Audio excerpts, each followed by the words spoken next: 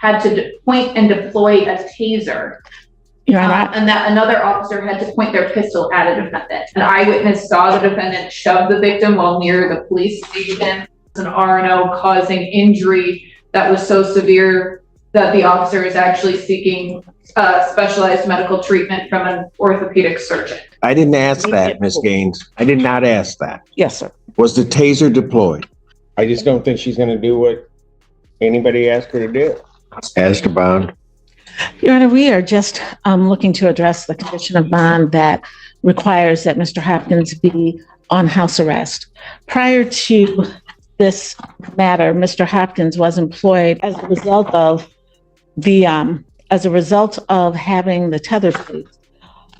No longer able to, in this case, he was no longer able to maintain that employment. He is hoping to be able to get new employment and is asking that the court consider a no go-to order, a no contact order, or anything of that nature. My client, Mr. Hopkins, also recently registered for the cybersecurity program. Text me that information. I tried to send the confirmation to Ms. Barroso so that she would be able to see it. It's my understanding that the classes are majority online, but that would be the only place that he would have to come across Chenal County. Otherwise, he's just asking for some order that would allow him to work and just not have that kind of contact. Response. Your Honor, the bond in this case was set at $5,000 cash or surety when we requested a $50,000 bond. In this case, the people are uncomfortable with him being out. This was an event for a series of events that occurred where the defendant assaulted the victim at not one but two locations. An eyewitness saw the defendant shove the victim while near the police station. The police attempted to make contact with the defendant, and then he picked up, as a result of him resisting, picked up 5 counts of R&O against 4 different officers. One of those 5 counts is an R&O causing injury that was so severe that the officer is actually seeking specialized medical treatment from an orthopedic surgeon. At this point, this is a 9. So hold on. There was a DV and then an officer injured. Why is he out? Your Honor, if I could address. Hold on. I'll let Ms. Barroso finish and then you can address it. I just had an intermediate question. Go ahead. So at this point. This is the moment every courtroom lies for. When excuses run out, patience snaps, and the judge realizes the story doesn't match the danger. You can feel it shift. This isn't about sympathy anymore. It's about control, accountability, and whether the system blinks first. I don't think that any further reduction is appropriate. A couple things. First of all, Mr. Hopkins is here with his father. He is 20 years old. He has no prior criminal history. In reviewing the police report and the video, even the report references that the altercation, that the incidents that resulted in this charge, that there were. In which that it was, charge? I'll start with the domestic violence.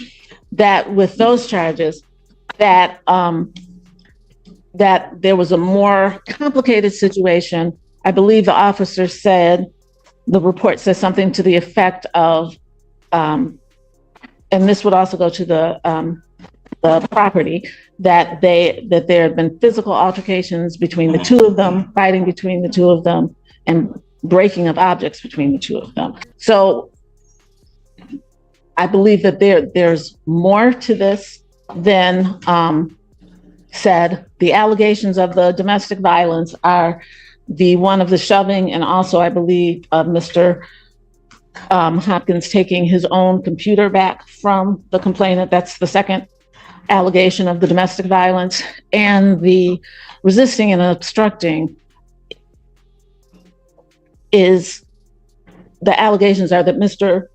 Hopkins not that Mr. Hopkins turned around and slammed someone or punched them or anything, that he pulled away.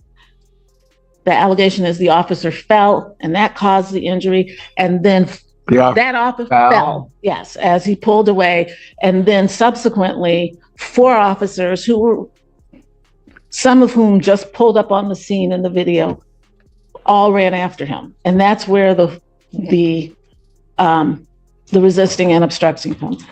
And he did, in fact, eventually stop. It was not, it's not as if he were in a vehicle and went miles or hours away. He did stop running, and he did, once they complied, once that occurred, there were no further incidents. So.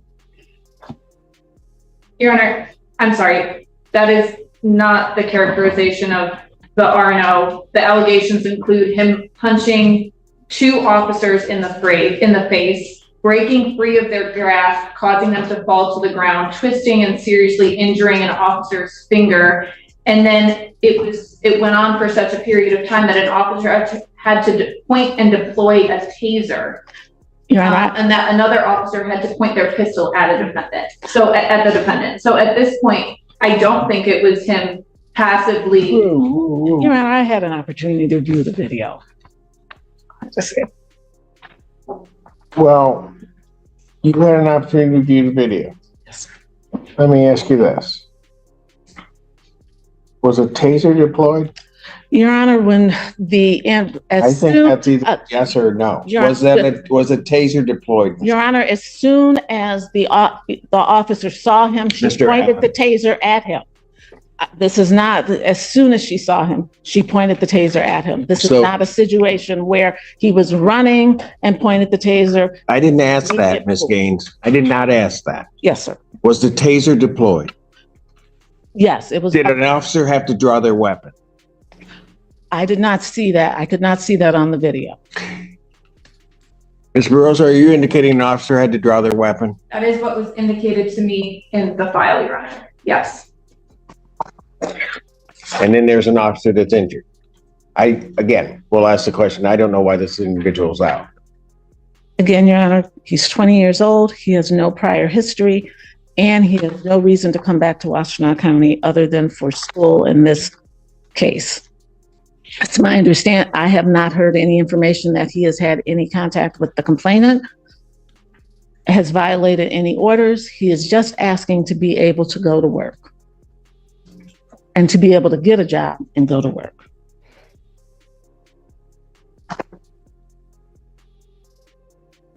Your Honor, would you want to hear from Mr. Hopkins' father, who's present? I don't know what he could tell me at this point in time. I'm more worried about the bond as it originally is set.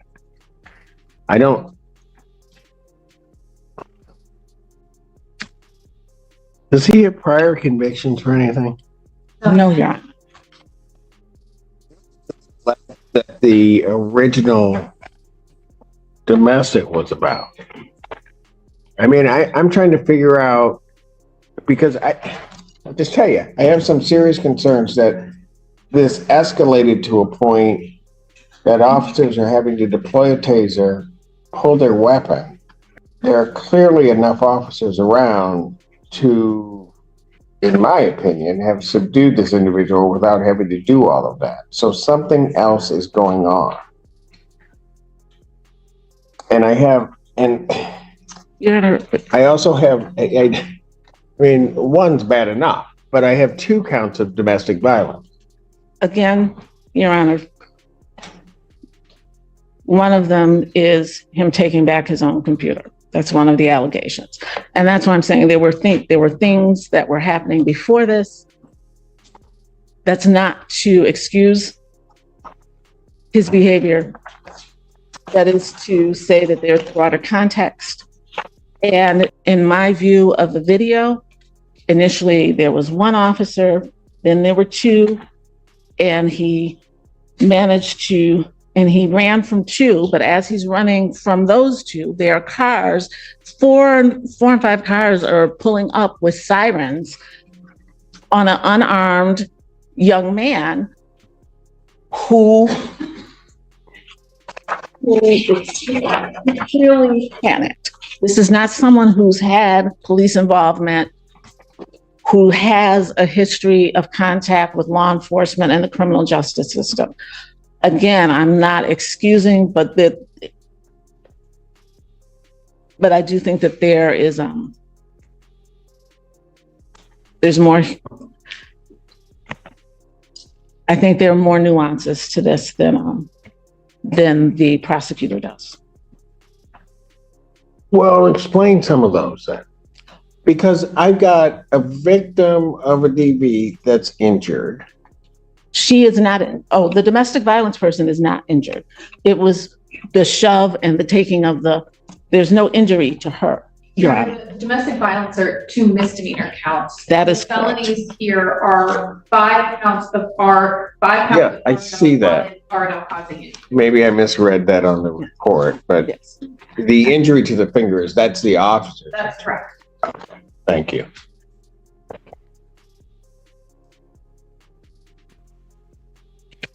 I don't understand this. I mean, there's a lot I don't understand.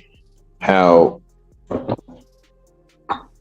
and I get there are resisting and obstructings that are filed that some may look at as questionable in terms of the charge. I get that.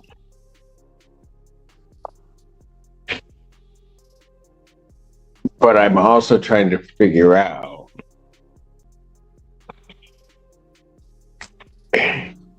how an officer gets injured, that there are punches to the face of officers. I mean, Ms. Gaines, I don't get it. I understand what you're saying, and I'm saying I did not see any punches to the face when I observed the video. Tell you what, I'm certainly not changing any conditions. Can you explain to me one reason why I shouldn't raise his bond? Your Honor, he has appeared for every court date, and he has not picked up any new charges. He has not had any contact with the complainant on the domestic violence or any of the officers. My understanding from him is that he has only come to Washtenaw County for court. He does not even reside in this county. It does not appear he's a flight risk, nor that he is a danger to the community. He is here with his father. He has come to every court date, and he's highly responsive to my calls and texts. And absent the no offer in this matter, we'd be looking to resolve it. Anything else from the people? No, Your Honor. You know what? I'm not changing his condition in the bond. I'm not at this juncture going to up his bond either, although of rights I should.